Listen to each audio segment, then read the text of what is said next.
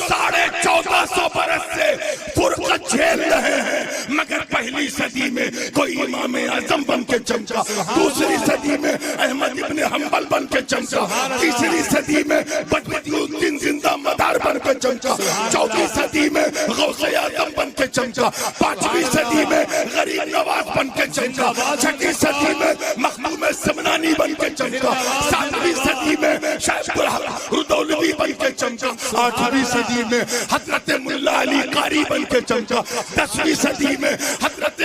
باقی باللہ بن کے چمکا، 11ویں صدی میں مجدد الفسانی بن کے چمکا، 12ویں صدی میں شاہ عبد الحق محدث دہلوی بن کے چمکا، 13ویں صدی میں شاہ ولی اللہ دہلوی بن کے، اور 14ویں صدی میں احمد رضا بن کے چمکا۔ نعرہ